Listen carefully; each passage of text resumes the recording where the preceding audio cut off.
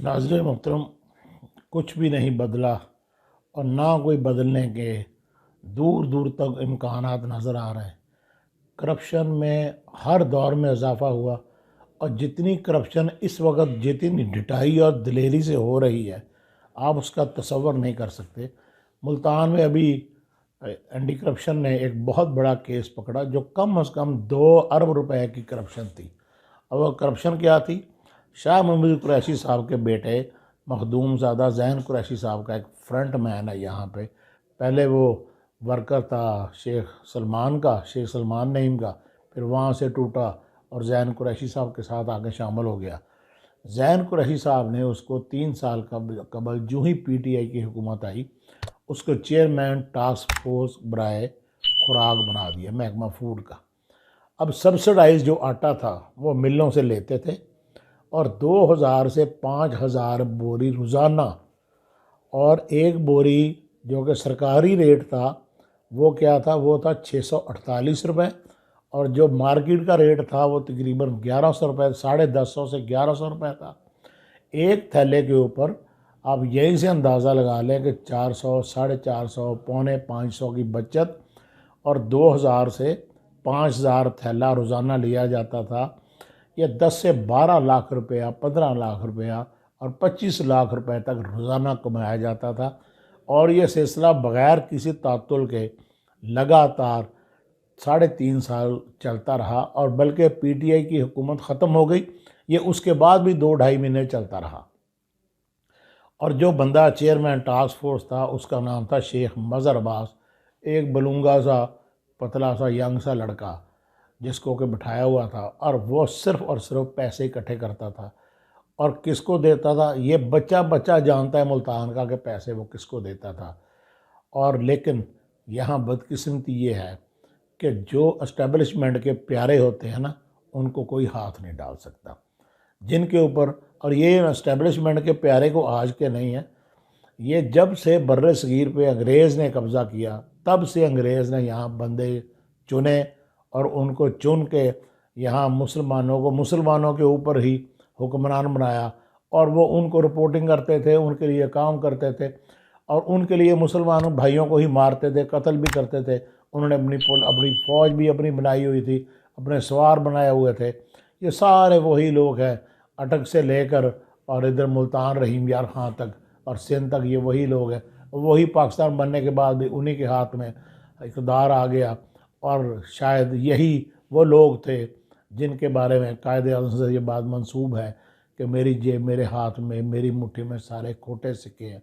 कायद-ए-आज़म मंसर से हटते हैं, उनका इंतकाल होता है, लियाकत अली ख़ान को मंसर से हटा दिया जाता है, उनका कत्ल कर दिया जाता है, वो शहीद हो जाते हैं।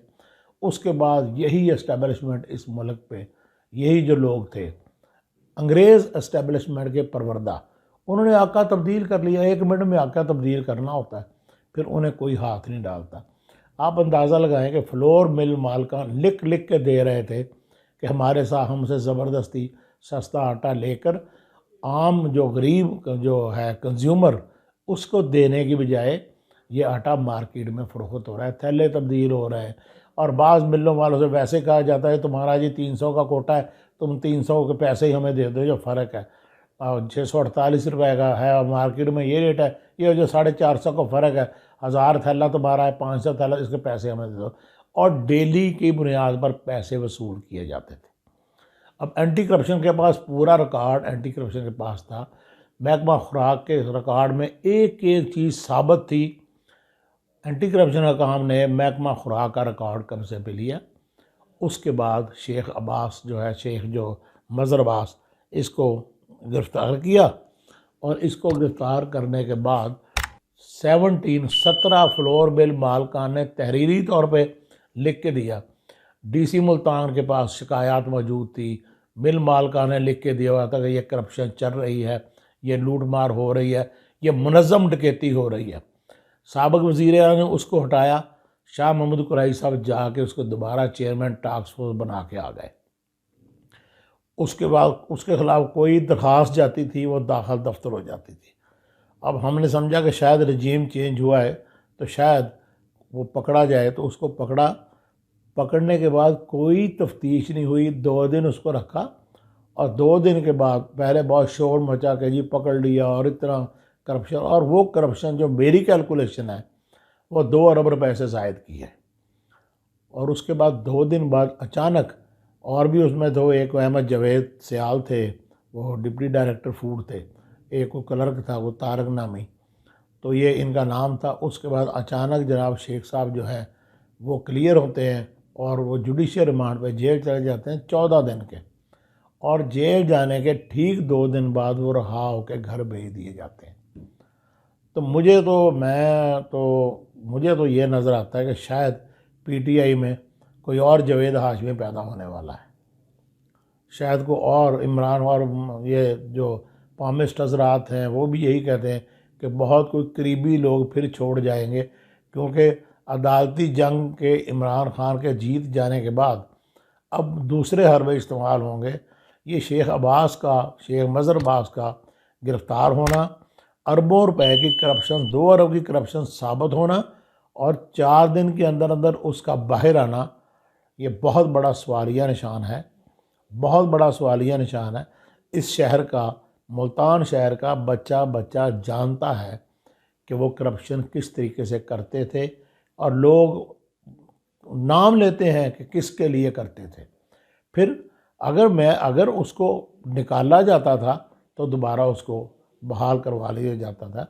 मुझे याद है इसी तरह राणा जवाहर साहब चेयरमैन थे मुल्तान डेवलपमेंट अथॉरिटी के, उन्हें करप्शन की पूरी फ़ाइल तैयार करके बुज़दार साहब ने निकाला, शाह महमूद कुरैशी साहब चले गए और उस वक़्त तक बुज़दार के वज़ीर आला पंजाब के दफ्तर से नहीं निकले, वापस नहीं आए जब तक उन्होंने दोबारा राणा जवाहर की बहाली के ऑर्डर नहीं करवा लिए।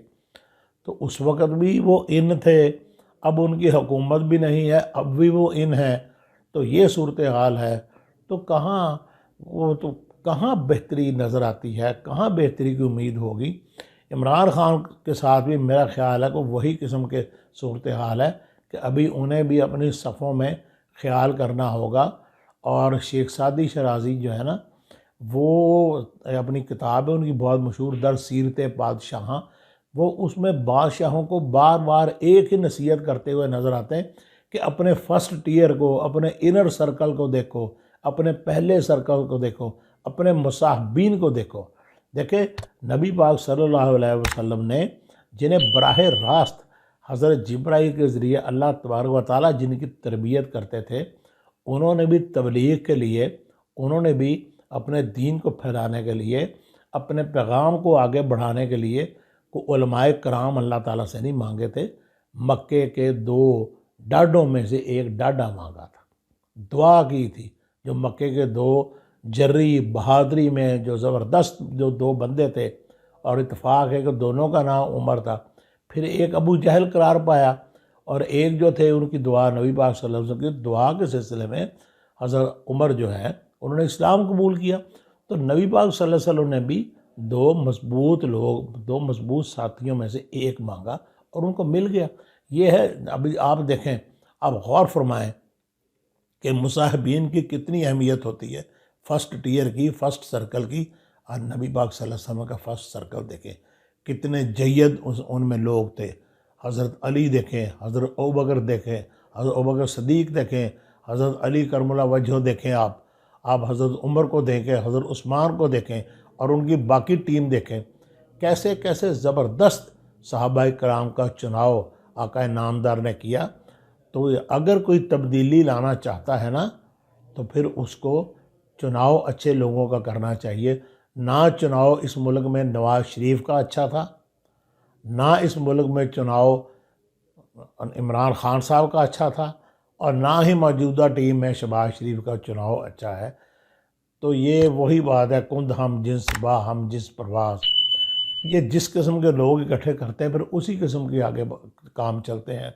तो ये जो मुल्तान में एक बंदा सिर्फ 8 दिन में 2 अरब रुपए की करप्शन में जो क्लियर हुआ है, बाहर आया, रहा हुआ है, इससे जो मैसेज मैं रिसीव करता हूँ या मैं जो परसीव करता हूँ या मेरी जो परसेप्शन है वो तो यही है। और वैसे भी कभी भी पुलिस का बंदा क्राइम की इन्वेस्टिगेशन तो कर सकता है, पुलिस की ओरिएंटेशन वाला क्राइम की इन्वेस्टिगेशन कर सकता है, वो डिपार्टमेंटल इश्यूज़ की इन्वेस्टिगेशन नहीं कर सकता। उसको नहीं पता होता महकमा खुराक में क्या है, उसको नहीं पता होता हाईवेज़ में क्या है, बिल्डिंग में क्या है, इरिगेशन का सिस्टम क्या है। तो लिहाजा सुहेल ज़फ़र चट्टा साहब जो हैं डीजी एंटी करप्शन, वो तो पुलिस ग्रुप के हैं। वो पुलिस की हद तक तो उनकी इन्वेस्टिगेशन को, उनके सिस्टम को माना जा सकता है कि उनकी ग्रिप होगी। लेकिन यहाँ जो कुछ हुआ, मैं तो समझता था वो बहुत ज़बरदस्त और बहुत एडमिनिस्ट्रेटर हैं बहुत। उन्होंने रहीम यार खां में जब वो डीपीओ थे, राजरमो में थे, तो उन्होंने डाकुओं का बहुत सफाया किया था और बहुत बंदे मारते थे। और मशहूर था उनके बारे में, किसी एक डाकू की लाश के साथ वो नाश्ता करते, एक आध डाकू फड़का के तो वो नाश्ता करते। लेकिन यहाँ तो इतना बड़ा एक स्कैम जो है उनके हाथों से मक्खन के बाल की तरह निकल गया। या तो फिर इसमें कोई मुफाहमत हुई है, या फिर कोई उन्हें हदायत जारी हुई है, या फिर किसी लेवल पे कोई डील हुई है कि हम भी हाथ हौला रखते हैं, आप भी हाथ हौला रखो। बाकी बहुत जल्द, चंद दिनों में, महीने में, 2 महीने में जो भी डील होगी वो सामने आ जाएगी। अभी तक हालात तो इसी तरफ जा रहे हैं। खुदा हाफ़िज़।